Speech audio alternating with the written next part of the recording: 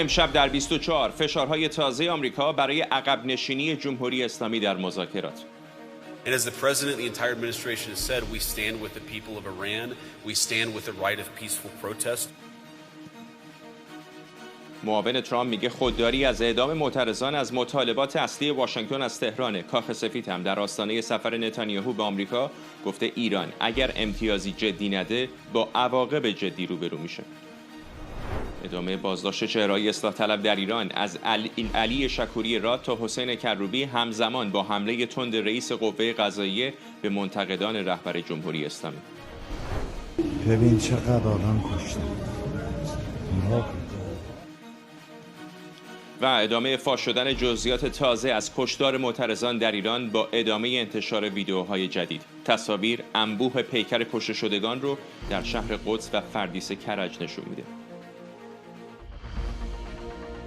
از استودیوی ایران اینترنشنال این 24 است با فرداد فرهزاد.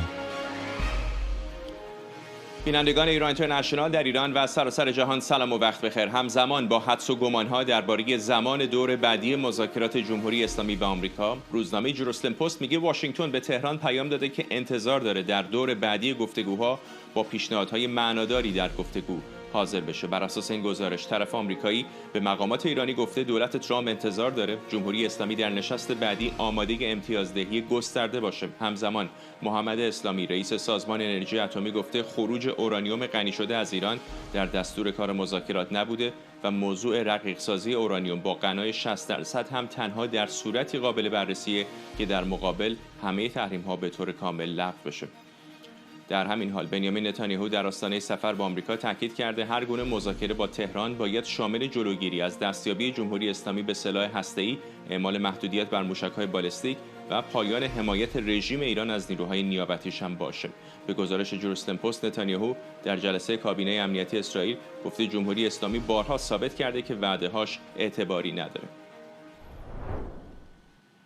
همکارانم مریم رحمتی از مقر سازمان ملل متحد در نیویورک و مرضیه حسینی از کنگره آمریکا با ما هستند. مریم، با تو شروع می‌کنم. درباره گزارش‌هایی که از فشار آمریکا بر ایران برای دادن امتیازات بیشتر منتشر شده بیشتر بهمون بگو.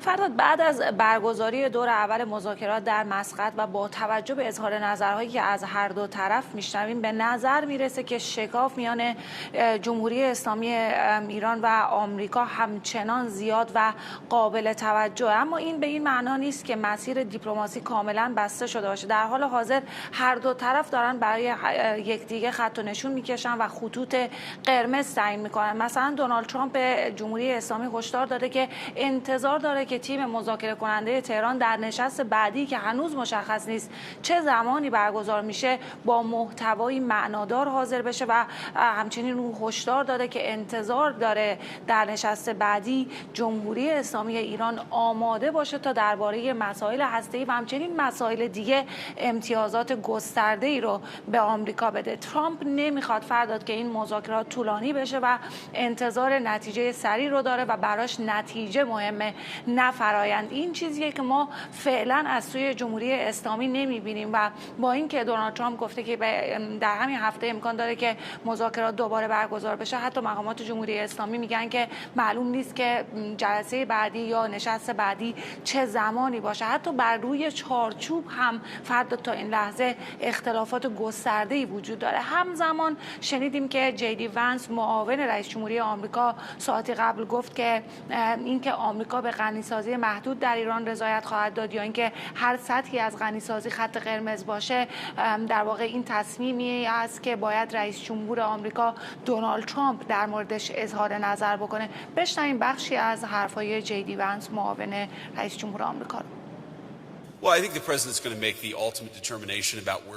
فکر کنم رئیس جمهور ما خواهد بود که در نهایت تصمیم نهایی رو خواهد گرفت. اما اگر به مذاکرات ابتدایی بین ما و ایرانی ها نگاه کنید، پرزیدنت ترامپ خیلی سخت داشت تلاش میکرد که یک توافق سازنده‌ای بهش برسه که برای آمریکا خوب باشه، ولی خب کل دولت آمریکا بر این باور بود که اگر ایرانی ها هوشمندی لازم رو داشتن که به توافق برسن، برای اونها هم خوب میشد. امشب در مورد همکاری آمریکا و ارمنستان متمرکز هستیم، ولی خب من میخوام که رئیس جمهور خودش در مورد اینکه خط قرمز در مذاکرات کجا خواهد بود صحبت کنه. همونطور که میدونید او معمولا این صحبت‌ها رو در محافل خصوصی انجام میده، در ملأ عام درباره‌اش صحبت نمیکنه، ولی خب گفتگوهای خوبی با تیمش داشته و با دیگران و در روزها و هفته‌های آینده میخوام که خود رئیس جمهور باشه که این معیارهای مذاکره با ایران رو مشخص کنه. با همه احترامی که برای رسانه‌ها قائل هستم، خود رئیس جمهور هست که نمیخواد کارت‌های خودش رو علنی نشون بده.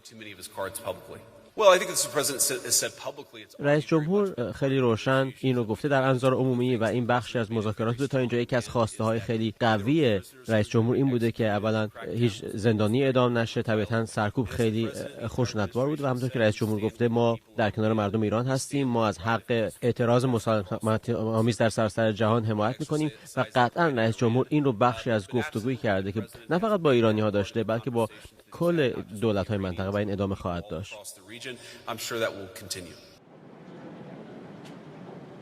اما فرداد، مواضع تهران نشون میده که جمهوری اسلامی هنوز آماده عبور از خطوط قرمز و مواضع قبلی خودش نیست. موضوعی که ما در مذاکرات پیشین با آمریکا هم شاهدش بودیم، حتی با کشورهای اروپایی هم زمانی که مذاکره میکردن همین مواضع رو داشتن و از مواضع خودشون کوتاه نمی اومدن و این رو از تاکید مکرر مقامات حکومت بر ادامه غنیسازی و مشروط کردن هر گونه اقدام فنی به لغو کامل تحریم ها میشدید. مثلا محمد اسلامی رئیس سازمان انرژی اتمی گفته که هر گونه بحث درباره خروج یا انتقال اورانیوم غنی شده از ایران ممکنه پذیرفته نشه و گفته که رقیق سازی اورانیوم 60% هم تنها در صورت لغو کامل همه تحریم ها قابل بررسی. موضوعی که به نظر نمیرسه که آمریکا بخواد اون رو قبول بکنه و امکان داره که حتی این خط قرمزی باشه که دونالد ترامپ همون زمان تصمیم بگیره که از گزینه نظامی علیه جمهوری اسلامی استفاده بکنه. به هر حال باید ببینیم که وقتی زمان بعدی مذاکرات مشخص میشه آیا جمهوری اسلامی اون امتیازاتی که دونالد ترامپ انتظارش رو داده به ایالات متحده خواهد داد یا اینکه دوباره این مذاکرات با بنبست روبرو خواهد شد. فرداد مرزی، میدونیم که فردا بنیامین نتانیاهو نخست وزیر اسرائیل راهی آمریکا خواهد شد تا چهارشنبه در کاخ سفید با رئیس جمهوری آمریکا دیدار بکنه و اونها در عیان و خفا بارها گفتن که موضوع هسته‌ای تنها دغدغه اونها نیست، برنامه موشکی ایران و حمایت از گروه‌های نیابتی هم به گفته نخست وزیر اسرائیل حتما باید در مذاکرات با ایران گنجونده بشه.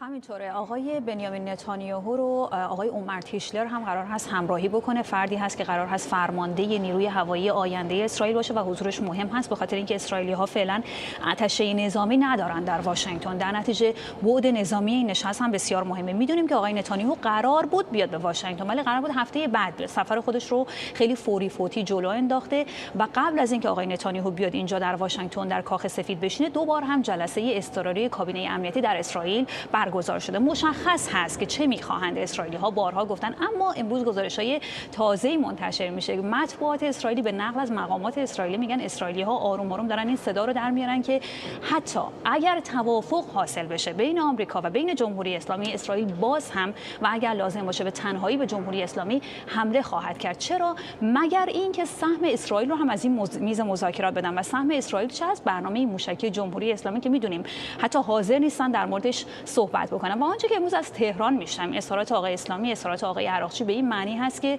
واقعا مسئله پرونده این توافق باید به نوعی بسته بشه. آقای عراقچی یک بار دیگه به صراحت تاکید کرد، گفت ما غنیسازی صفر رو نخواهیم پذیرفت، حاضریم بهمون حمله بشه، حاضریم بجنگیم ولی غنیسازی صفر نکنیم. در بهترین حالت آقای عراقچی گفت ما کاهش میدیم غنیسازی رو. این یعنی چی؟ یعنی هم حدود 3-4% غنیسازی، یعنی همون برجام که آقای ترامپ بارها ازش به عنوان بدترین توافق تاریخ نام برده و به هیچ عنوان حاضر نیست چیزی رو امضا بکنه که خودش ازش خارج شده. یا مثلا صحبتی که توسط آقای اسلامی بشه اینکه تمامی تحریم ها باید رفع بشه که ما بتونیم اون اورانیوم ها رو رقیق بکنیم. من یادمه در جریان سفر آقای الشرع به واشنگتن، آقای الشرع اومد اینجا واشنگتن، رفت به دستبوسی آقای ترامپ. اگر بخوایم به عنوان یک مدل معاصر از رفع کامل تحریم ها یاد بکنیم، باز هم آمریکایی ها تردید داشتن اینجا در کنگره که تحریم ها کامل برداشته بشه. حتی در الگوی مشابه سوریه و حالا جمهوری اسلامی چنین درخواستی رو فقط برای کاهش غنیسازی، رقیق کردن محدوده در واقع اورانیوم های غنیسازی مطرح میکنه. به نظر میاد طرفین اصلا ادبیات همدیگه رو هنوز نفهمیدن. آقای ترامپ هشدار داده به جمهوری اسلامی که دست پر بیاد و آقای پزشکیان امروز در داخل ایران صحبت از قرارداد برد میکنه. به نظر میرسه راه بسیار طولانی هست با هر گونه توافق اگر اسرائیلی ها بگذارند. ممنونم از هر دوی شما، مرضیه حسینی در کنگره و مریم رحمتی در مقر سازمان ملل در نیویورک. اداره دریانوردی آمریکا در اطلاعیه جدیدی به کشتی‌هایی با پرچم آمریکا هشدار داده هنگام عبور از تنگه هرمز تا حد ممکن از آب‌های ایران فاصله بگیرند. در این اطلاعیه توصیه شده کشتی‌ها هنگام حرکت به سمت شرق نزدیک آب‌های عمان حرکت کنند و بدون به خطر انداختن ایمنی ناوبری از آب‌های ایران دور بمونند. این هشدار بعد از اون صادر شده که هفته پیش نیروهای ایرانی یک نفتکش با پرچم آمریکا رو در تنگه هرمز آزار دادند. در همین حال مارک لوین، مجری سرشناس شبکه فاکس نیوز، در توییتی درباره احتمال حمله آمریکا به جمهوری اسلامی نوشته زمان حمله به تمهیدات نظامی آمریکا و آمادگی اسرائیل بستگی داره. به گفته لوین، پیش از حمله باید بررسی بشه که آمریکا از نظر تهاجمی و از نظر دفاعی تا چه حد قوی و مستحکم او. در عین حال تاکید کرده بسیاری از کشورهای عرب در تلاش برای منصرف کردن ترامپند و موافقان نابودی جمهوری اسلامی باید به ترامپ نشون بدن که تصمیمش از حمایت کافی برخورداره. دریا سالار رابرت هاورد، جانشین سابق سنتکام و از فرماندهان برجسته نیروهای ویژه دریایی و عضو کلیدی پروژه سیاستگذاری ایران در اندیشکده جینسا، امروز با ماست. او استراتژیست تاثیرگذاری در حوزه امنیت خاورمیانه و هوش مصنوعی و دفاعی به شمار میره. دریا سالار، خیلی ممنونم که دعوت ما رو پذیرفتید. الان که چانه زنی هایی بین جمهوری اسلامی و آمریکا در عمان در جریانه، خیلی ها میپرسن که آیا این آرایش نظامی آمریکا در منطقه به قول معروف بیشتر سیاست دیپلماسی قایق‌های توپدار هست یا از نظر شما این جست آمادگی برای یک حمله نظامی تمام عیاره؟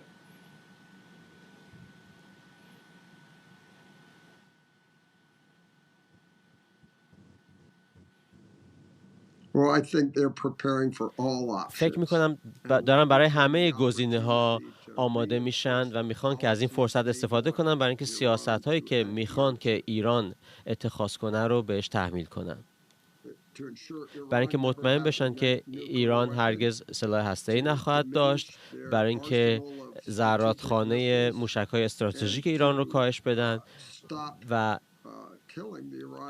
قتل عام مردم ایران رو متوقف کنند و به همین ترتیب تأمین مالی نیروهای نیابتی در منطقه. بنابراین همه این گزینه‌ها برای بحث روی میز هست و این آمادگی‌های نظامی که شاهد بودیم، گسیل کردن نیروها، تقویت این مواضع در کنار مذاکرات، در واقع من اسم اینها رو مذاکره نمیگذارم، در واقع من اینها میگم گفتگو. من از عبارت مذاکره استفاده نمی‌کنم.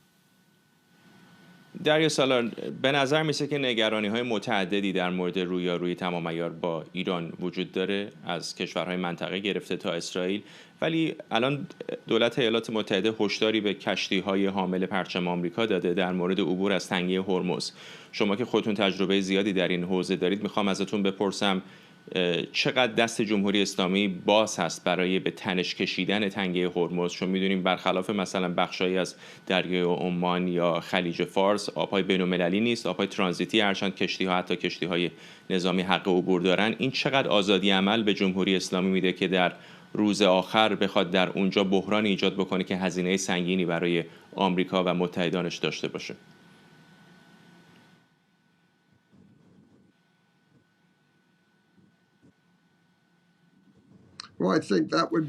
فکر میکنم این در واقع آخرین چیزی باشه که بخواد به سود کسی تمام بشه، از جمله خود رژیم ایران. البته این غیر متعارف نیست، ما در گذشته هم دیدیم که نیروی دریایی ایران، کشتی ایران آزار و اذیت کردن، مزاحمت ایجاد کردن برای دیگران در اون منطقه برای دهه‌ها. و خب حالا ناوگان پنجم ما این هشدار رو صادر کرده برای کشتی‌هایی که از تنگ هرمز رد میشن که از آبهای ایران اجتناب کنند، حد اکثر فاصله رو اختیار کنند. و خب ابزاری که ایران استفاده کرده پیوسته همین قایق‌های توپدار بوده، هلیکوپتر بوده و خب میدونیم که این قابلیت دارن که بیان مینگذاری هم بکنن آبها رو، ولی اگه بخوان چنین کاری بکنن خب این یک اعلان جنگ تلقی خواهد شد و اون وقت تمام پیامدهای اون و تبعات اون قابل توجیه خواهد بود. ناو هواپیمابر USS آبراهام لینکن الان در دریای عرب هست، در نزدیک خلیج فارس نیست. میخوام اینو ازتون بپرسم که در صورت یک رویارویی آیا توان عملیاتی از دریای عرب برای سراسر خاک ایران وجود خواهد داشت و آیا اونجا ناو هواپیمابر آبراهام لینکلن و دیگر ناوشکن‌هایی که در اطرافش هستن از حملات احتمالی موشکی جمهوری اسلامی به باور شما در امان خواهند بود؟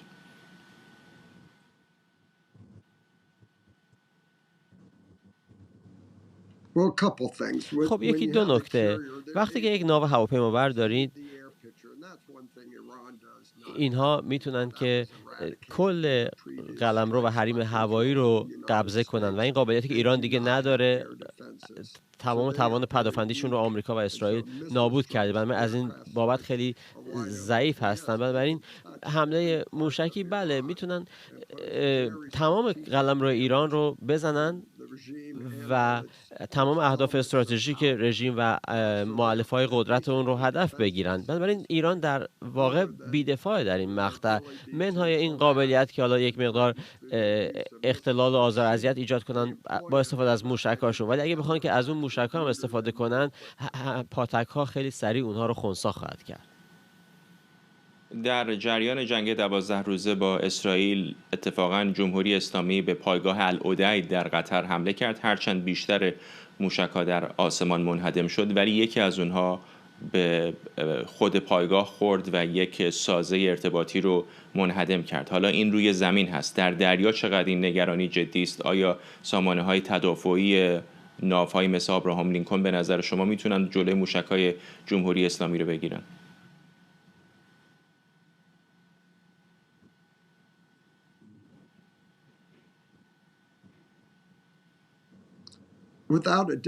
بدون هیچ تردیدی و مهمتر از حمله‌ای که به قطر انجام شد، این حمله نشون میده که تا چند اندازه ایرانی‌ها هدفگیریشون ضعیفه و تازه اینا اهداف ثابت بودن در زمین و برای سالها شناخته شده بودن. اما شما بخواید یک هدف متحرک رو که پیوسته در دریا تکون جاش رو عوض میکنه، این چالش بزرگتری برای رژیم ایران خواهد بود. بنابراین باز فکر میکنم که اون اهدافی که در قطر زدن، هدفگیریشون در بهترین حالت میشه گفت که نامؤثر بود و ناکارآمد بود. حالا شما دارید صحبت از نیروی دریایی آمریکا میکنید که نه تنها سیستم‌های دفاعی دارن، بلکه میتونن که این موشک‌ها رو در هوا ببینن، بهشون پاسخ بدن و از خودشون دفاع کنن و بعد قابلیت تهاجمی بلافاصله هم دارن که اون نقطه‌ای که اون حملات ازشون انجام شده رو بزنن و بنابراین این در واقع پایان رژیم خواهد بود، سریعتر از چیزی که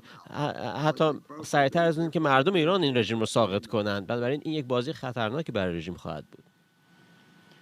دریا سالار، این سوالی که میپرسم بیشتر جنبه سیاسی شاید داشته باشه تا نظامی، ولی چون خودتون هم به سقوط رژیم اشاره کردید میخوام این رو بپرسم. بسیاری تنش فعلی رو دارن با تنش با ونزوئلا مقایسه میکنن. ونزوئلا اما خصومتی با کشورهای اطرافش دست کم به شکلی که جمهوری اسلامی داره نداشت. به نظر میرسه توان محدودتری داره و یک دولت نسبتا تکنوکراتی بالاخره وجود داشت که بقایاش حاضر بودن با آمریکا کار بکنند. در مورد جمهوری اسلامی چنین نشانی وجود نداره. اگر واقعا کار به اونجا بکشه، آیا به نظر شما بدون نیروی زمینی روی زمین، فقط با پهپاد و موشک‌های کروز، آیا میشه جمهوری اسلامی رو ساقط کرد؟ خب فکر میکنم سرنگون کردن رژیم نیاز هست که از داخل انجام بشه، ولی با حمایت ما از مردم ایران. آیا حملات نظامی ما میتونه بخشی از این فرایند باشه؟ شاید بله، اما برای اینکه صلح پایدار برقرار باشه باید که این سرنگونی در داخل انجام بشه. بنابراین مقایسه ایران و ونزوئلا کاملا نابجاست، برای اینکه ایران یک کشور 90 میلیون نفری است. اینها مردمان پارسی هستند، اینها جامعه‌ای هستند که 25 قرن اونجا برقرار بوده. بنابراین یک تصویر کاملا متفاوتی است و در این مورد وقتی رژیمی رو دارید که شهروندان ایرانی که کشته از کسانی که در دو جنگ ایران و افغانستان کشته شدن بیشتر بوده در این 15 سالی که به طول انجام میدن اون جنگ‌ها. بنابراین این چیزی که مردم ایران دیگه نمیپذیرند و الان به نقطه‌ای رسیدیم که حتی کسبه، بازاری‌ها، مردم، حتی بخش‌های از دولت، من بر این باور هستم کسانی که در ارتش ایران خدمت میکنن دیگه نمیتونن حکومتی رو تحمل کنن که حاضر مردم خودش رو در چنین مقیاسی قتل عام کنه. برای همینه که تغییر این رژیم غیر قابل اجتنابه و شمارش معکوس براش به جریان افتاده و مردم ایران طبیعتاً به شدت مشتاق حمایتی هستند که بتونن به این تغییر و پاسخ کردن این رژیم برسن. روی کاغذ حرف شما به نظر کاملا منطقی میاد، اما آیا تجربه تاریخی وجود داشته که مثلا ایالات متحده حمله هوایی از آسمان بکنه و بعد روی زمین معترضان حکومتی رو ساقط؟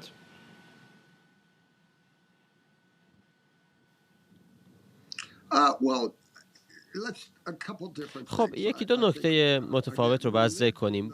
باید بگم که ما الان زیر سایه میراث عراق زندگی کردیم برای سالها و خب یک چیزی که باید تبدیل شده مشکل استراتژیک ما این بود که ما ارتش عراق رو کاملا پاکسازی کردیم. میتونستیم ارتش عراق رو برقرار نگه داریم و اگه ببینید در ایران در 1979 وقتی که انقلاب شد، این ارتش شاهنشاهی بود که در واقع عامل تعیین کننده شد و طرف مردم رو گرفت به جای اینکه مردم رو قتل عام کنه و در واقع علیه شاه موضع گرفت. ما میتونیم دوباره شاهد یک چنین وضعیتی باشیم، یعنی شماری از اعضای ارتش، حتی شاید بعضی از اعضای سپاه یا سطوح پایینتر بسیج که انگیزه ایدئولوژیک خیلی قوی نداشته باشند و دلسوز خانواده و دوستان خودشون باشن، تصمیم بگیرن که نخوان که هموطنان خودشون رو قتل عام کنن. این میتونه تبدیل بشه به نقطه عطف. ممنونم از شما. دریا سالار، رابرت هوارد، جانشین سابق سنتکام و از فرماندهان برجسته نیروهای ویژه دریایی و عضو کلیدی پروژه سیاستگذاری ایران در اندیشکده جینسا. ممنونم از شما.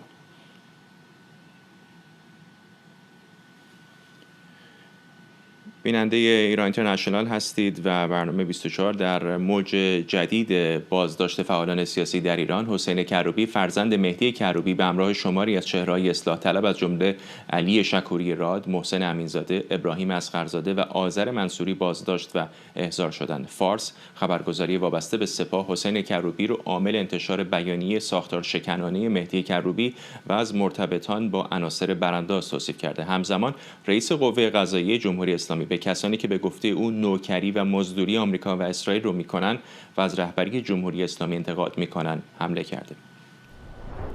ایرج مصداقی تحلیلگر سیاسی از استکهلم و رضا علیجانی تحلیلگر و فعال سیاسی از پاریس به ما پیوستن. ممنونم از هر دو شما. آقای مصداقی با شما شروع میکنم. تئوری‌های مختلفی الان برای این موج بازداشت اصلاح طلبان مطرح شده. یکی از اونها این هستش که شاید جمهوری اسلامی به جای رسیده که نگران اگر اوضاع از کنترل خارج بشه چیزی شاید شبیه شبه کودتا از سمت اصلاح طلبان صورت بگیره. تجربه ونزوئلا هم شاید یک دغدغه برای حکومت باشه. آیا شما خریدار این هستید یا تئوری دیگری دارید؟ سلام عرض کنم خدمت شما، همچنین خدمت جناب علیجانی و بینندگان عزیز شنوندگان محترم. ببینید، من تصور میکنم این نشون میده که نظام اسلامی کوچکترین ظرفیتی برای تغییر نداره. این نشون میده که خامنه‌ای اسبش رو زین کرده برای سرکوب، برای کشتار. روز قبل گفت امریکایی‌ها توطئه کردن و ما اون رو باهاش برخورد کردیم و گفت اگر بار دیگر چنین کاری صورت بگیره ما با این موضوع برخورد خواهیم کرد. همه کسایی که در همین روزهایی که بعد از سرکوب خونین ادعا می‌کردند که عوامل اسرائیل و عوامل امریکا در میان تظاهر کننده ها بودن و اونها رو به نوعی تروریست می‌خوندن، اونها امروز خودشون تیغ خامنه‌ای به گردن اونها فرود اومده و این بارها به نظر من امتحان شده. نکته‌ای که هست اینه که اتفاقا خامنه‌ای در هراس از این هست که مبادا مدلی که در ونزوئلا اتفاق افتاد، اگرچه اینها در حاکمیت نیستن و الان در کنار حاکمیتن و همیشه از پشتیبانان حاکمیت بودن و ادعا می‌کردن بعد از جنگ 12 روزه رژیم مجبور به اینا تن بده، مجبور بیاد سراغ اینا و جشن گرفته بودن که دولت بعدی رو ما تشکیل میدیم. ولی خب میبینیم که این اتفاق نمیفته و میبینیم که چگونه سر از زندان در میارن. البته من قبلا هم همین رو پیش بینی کردم و تاکید کردم که اینا سر از زندان در خواهند آورد، برخلاف پیش بینی که دارن. منتها نکته ای که اینجاست اینه که ببینید اساساً خامنه‌ای چنین ظرفیتی نداره و ایران متفاوت از ونزوئلاست. ببینید در ونزوئلا شما یک دونه تظاهرات در ونزوئلا نمیبینید در حمایت از چهره‌های سیاسی و حتی چهره‌های حقوق بشری، ولی در ایران ما می‌بینیم زیر رگبار مسلسل، زیر کشتار وسیع، مردم به خیابان میان، شعار میدن، شعار رضا پهلوی، این از شعار ملی و از کشته ها پشته میسازن. در هر صورت هر کاری رو میتونه نظام اسلامی انجام بده، یا خامنه‌ای میتونه، یا امریکا میتونه، یا با کمک همدیگه، یا با کمک بخشی از نظام. ولی مردم ایران، من اینو قول میدم، هیچ هراسی نیست، مردم ایران ادامه راه رو خواهند رفت. مردم ایران هستن که تعیین کننده هستن و پایان این سناریو رو مردم ایران خواهند نوشت، نه هیچ قدرت خارجی. آقای علیجانی، اینو از شما هم بپرسم، به باور شما چه هست دلیل این بازداشت؟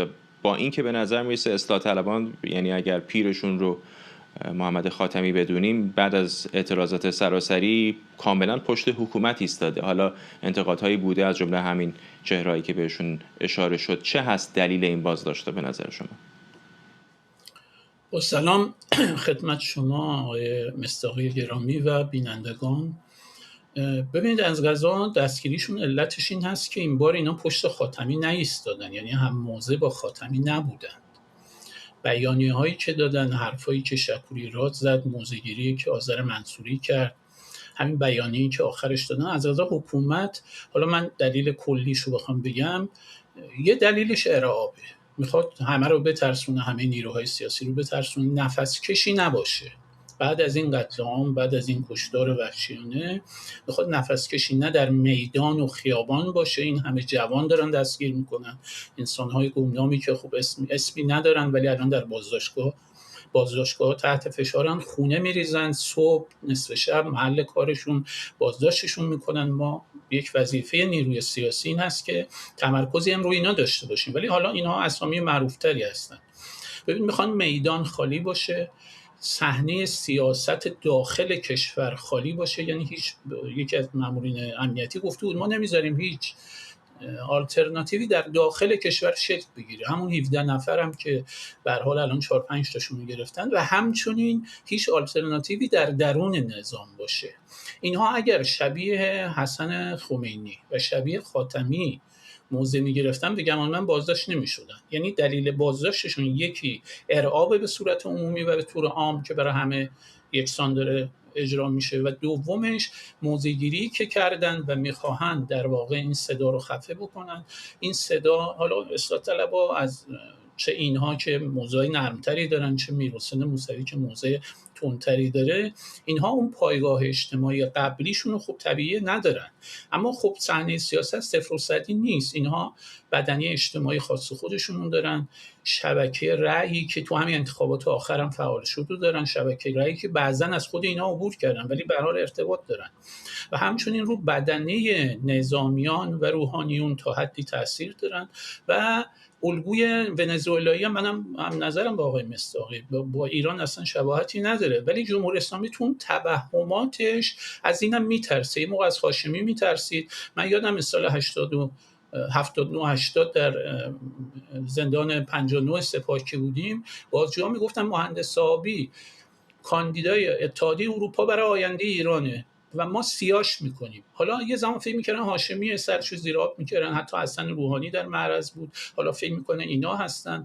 و یه مقدارم در حاشیه‌شون اینها بخش زیادشون به پزشکیان رأی دادن، میترسن اینم در پاورقی البته که اینها به پزشکیان هم فشار بیارن و اون اختلاف در اون نظام تشدید بشه. و خود دیدیم. آقای علیجانی ببخشید حرفتون رو قطع می‌کنم، چون به پزشکیان اشاره کردید، اتفاقا یه کلیپ جالب دارم میخوام پخش بکنم اگر اجازه بدید، مربوط به بخشی از صحبت‌های قبلی ابراهیم اصغرزاده است درباره همین لزوم انتخاب مسعود پزشکیان. ایشون در جریان تبلیغات انتخابات ریاست جمهوری در خرداد 1403 در یک مصاحبه با BBC فارسی گفته بود پزشکیان کسی که اگه یک تیر یا یک ساچمه به چشم یک جوان ایرانی شلیک بشه استعفا میکنه. میخوام اون تیکر رو با هم ببینیم. من خودم واقعا تصورم اینه که آقای پزشکیان کسی است که اگر یک تیر یا یک ساچمه شلیک بشه تو خیابون تهران به چشم یک دختر یا پسر ایرانی استعفا میده. میبینید آقای علیجانی نه تنها پزشکیان استعفا نداد، همچنان هم پشت رهبر ایستاده و داره دفاع میکنه. من میفهمم که بعضی از این چهره‌های باقی مانده از اصلاح طلبان حرفای این چنینی الان میزنن، اما به نظر شما یا واقعا کارت‌های اونها نسوخته دیگه در بین حامیانی هم که داشتند؟ بله من همینو گفتم که صفر و صدی نیست. ببینید عقب‌تر بریم، این توهم و یه بخش زیادی از جامعه روشنفکری ما رو خود شخص خمینی هم داشت، یه توهم اینا رو پزشکیان داشتن و از این توهم‌ها باید خارج بشن و تا حدی هم به نظر من شدن. حرفایی که شکوری راد زد که پزشکیان چرا حرفای گزارش‌های امنیتی رو باور کردید، شما با این حرفات آتش به دل ملت زدی، این حرفی است که آقای شکوری راد میزنه که جزء مسئولین ستاد پزشکیان بوده. ولی ببینید یک مسئله کلی‌تر هم هست، من فکر می‌کنم بحث بنیادی‌تر هم هست. ما پروژه و رویکردی که برای آینده ایران داریم، این پروژه به گمان من تجارب جهانی هم نشون داده که ما باید بریم، مخصوصا در برابر یک حکومتی چنین وحشی و چه استبداد دینی که فکر میکنه دست خدا رو ماشه تفنگشه، ما باید بتونیم حد اکثر نیرو رو بسیج بکنیم، همسو بکنیم. من منطقم دیرآمدی خوش آمدیه، منطقم اینه، حالا نه اینکه ببرن جلوی صف ایستن، ولی تو صف ایستن. با این دید و تجربه نشون داده که حکومت‌های اینچنینی باید از درون پیچ و مهرشون شل بشه، از بیرون هم جامعه بتونه خیابان بر اونها غلبه بکنه. بنابراین هر قدری اگر نیرو داشته باشن، حالا تو اندازش ما میتونیم مثلا کم و بیش نظرات یکسانی نداشته باشیم، ولی به هر حال در این پروژه و بر اساس اون مثالی که زدم صفر و صدی نیست، ما باید از این مواضع استقبال بکنیم، ضمن اینکه نقدای ایدئولوژیکمون داریم، نقدای تاریخیمون هم داریم، چه رو آقای موسوی، چه روی این افراد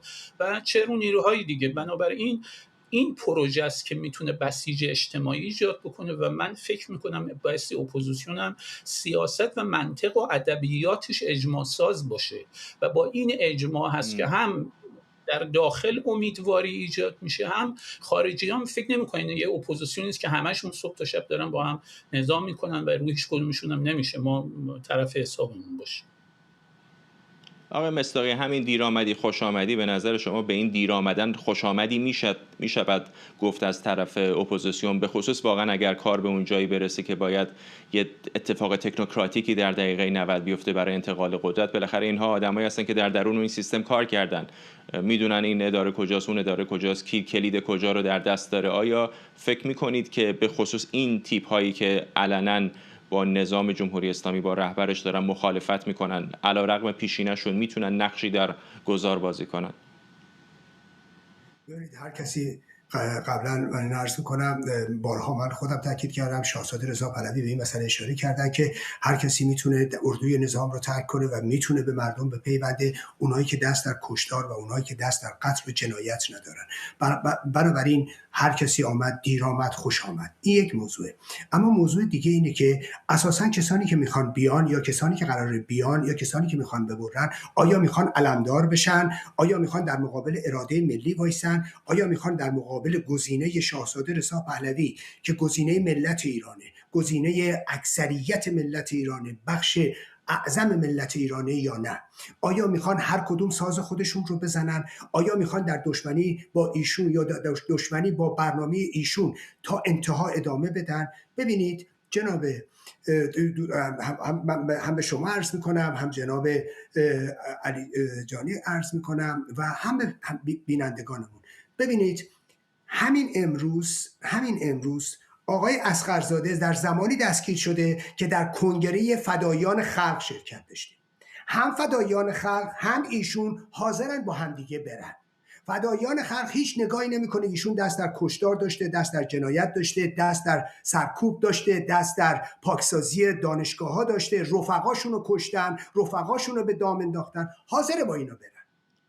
ببینید تا همین الان جناب علیجانی راحت با میرحسین موسوی میتونن برن. جناب علیجانی هم در کشتار 67 در زندان بودن و میدونن میرحسین موسوی دخیل در جنایت کشتار 67. وزیر اطلاعات او در کشتار 67 دست داشته. حاضرن با اونها برن، حاضرن با کسانی که دست در قتل و کشتار داشتن برن، اما با شاهزاده رضا پهلوی که میرسه تمام این قلدها شروع میشه. نکته اینجاست، من هیچ ایرادی نمیبینم، هر کسی میتونه بیاد یا هر کسی باید این راه رو ما بذاریم برای اینکه آدما بدونن که تا لحظه 90 نباید تا دقیقه 90 کشتار کنن بمونن و بدونن که میتونن اردوی رژیم رو ترک کنن. این فرصت باید باشه، منم تاکیدش میکنم. اما کجا، به چه شکل، به چه طریق و آیا در کنار ملت ایران میخوان وایسن یا همچنان در مقابل ملت ایران؟ آقای مصداقی، اینها به هر حال بخششون ایدئولوژیکه دیگه و طبیعتاً در فردای یک ایران آزاد احتمالی رقابت قدرت هم خواهد بود و حد میزنم برای خیلیاشون شاید این نگرانی وجود داره که اگر ما کاملا بیایم پشت شاهزاده رضا پهلوی بعد دیگه هیچ کارتی برای بازی در یک ایران آزاد نخواهیم داشت. این رو چطوری به نظرتون میشه بهش رسیدگی کرد؟ چون مشخصه که خب خیلی از اینها مثلا جلسه‌ای که ایشون داشتن اشاره کردید، خب مشخصه که ایدئولوژیک فاصله زیاده. به این معنی نیستش که الزاماً جمهوری اسلامی رو به شاهزاده رضا پهلوی ترجیح میدن، اما در زیر چتر او رفتن هم میتونم حدس بزنم که برای خیلی اونها هضمش سخته. خب ببینید این مجموعه است که فاجعه 57 رو به وجود آورده، نکبت 57 رو اینها به وجود آوردن و اتفاقا یک فاجعه است که همه ما درش مشارکت داشتیم، ولی اینها همچنان در صدد ادامه همون راه هستند و همین به خاطر نیروهای متحد همن. اساسا اسلام سیاسی از نظر من به نوعی ادامه خودش رو در نظام اسلامی میبینه. شما یک دونه از مراجع تقلید رو نمیبینید حتی ذره انتقاد کرده باشه. برای چی؟ حتی اونی که در نجف هست، اونایی که تو نجف هستن یا زیر تیغ سرکوب نیستن اما مناسبات مالیشونو دارن و اتفاقا همینایی که میگفتن نمیدونم خلخال از پای زن یهودی در اومده باشد و اگر مسلمی شنیده باشد و بمیرد بر او حرجی نیست، اینها میبینید که چند 10,000 نفر کشتن، چند 100,000 تا رو زخمی کردن، صدا از کسی در نیامد.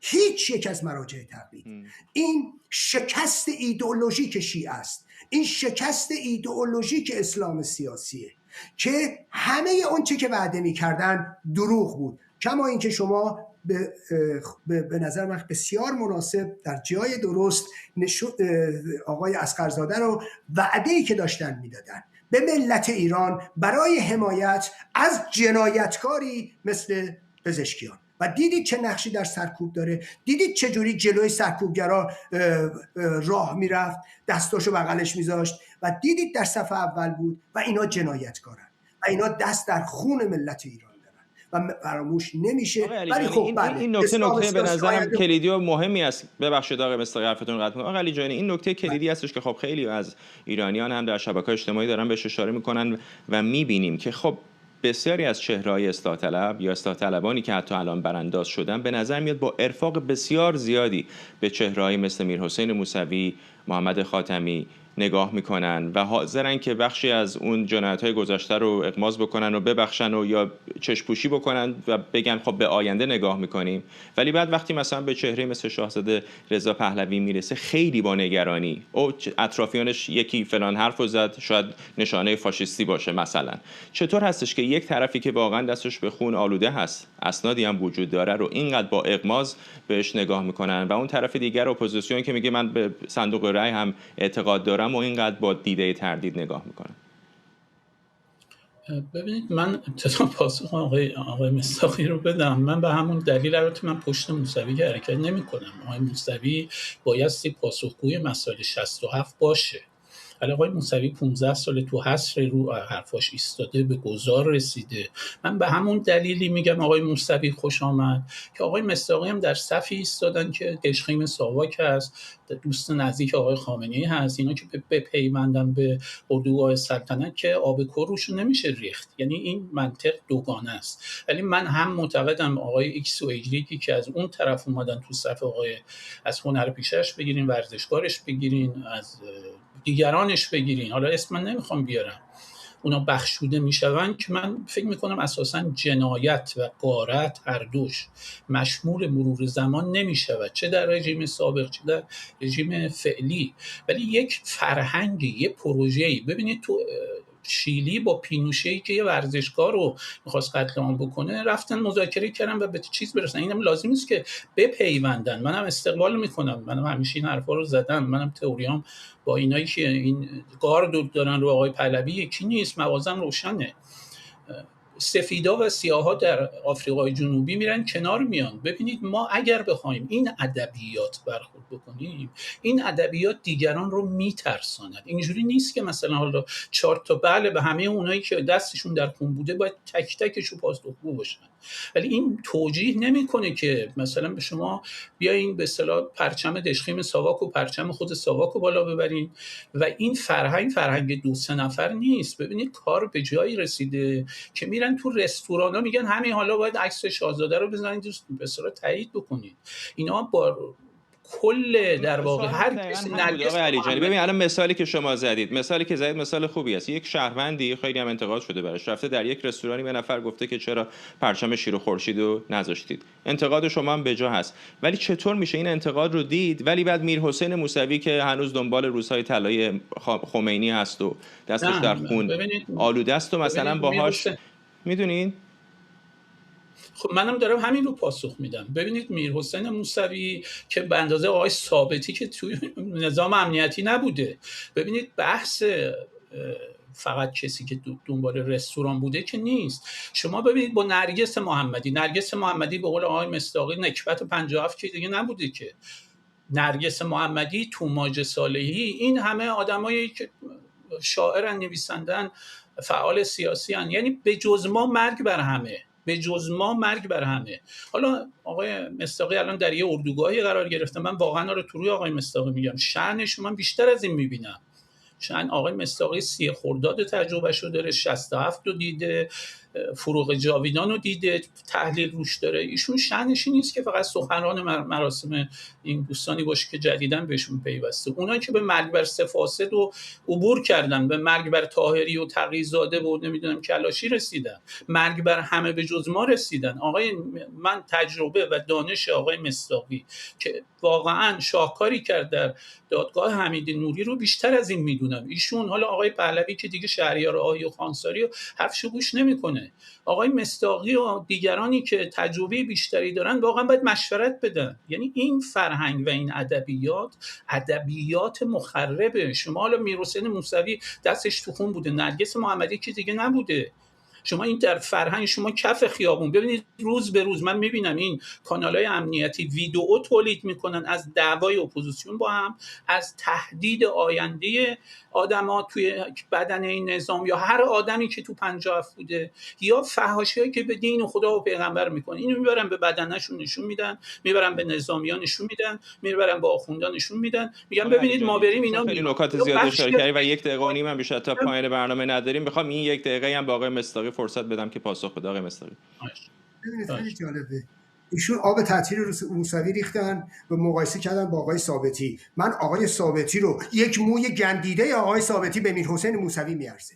اجازه بدید تا بهتون بگم، به عنوان کسی که تحقیق کرده خوبم میشناسه، میرحسین موسوی کسی است که اطلاعات نخست وزیری زیر نظرشه، بیشترین سرکوب و نقش رو در کشتار و جنایت داشته. میرحسین موسوی کسیه که وزیرش، اگر آقای ثابتی مدیرکل 3 اداره ساواک عهده داشته، آقای میرحسین موسوی وزیرش مستقیما کشتارش از 7 و 4000 نفر رو کشتن. به عنوان کسی که تحقیق کرده تو این. ببینید من نکتم اینه، من اتفاقا اعتبار دارم، پشتوانه دارم، اینو نمیخوام بذارم روش تو بانک ازش استفاده کنم.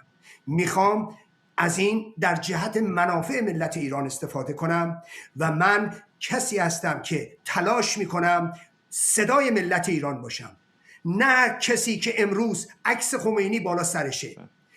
میرحسین موسوی به دنبال دوران طلایی امام میگرده و من به دنبال رهایی ایران. فرق ما اینه و متاسفم برای اینکه شما در کنار کسانی که دست تا مرفق تو خون دارن، اگر شاهزاده رضا پهلوی دست در خون داشت من حاضر نبودم 1 دقیقه کنارش بایستم، ولی شما حاضرید کنار جانیان بایستید ولی کنار ایشون نه. بحث داغ کاش میتونستیم بیشتر ادامه بدیم. ممنونم از هر دو شما، ایرج مصداقی از استکهلم و رضا علیجانی فعال سیاسی از پاریس با ما. ممنونم از شما که بیننده 24 امشب بودید.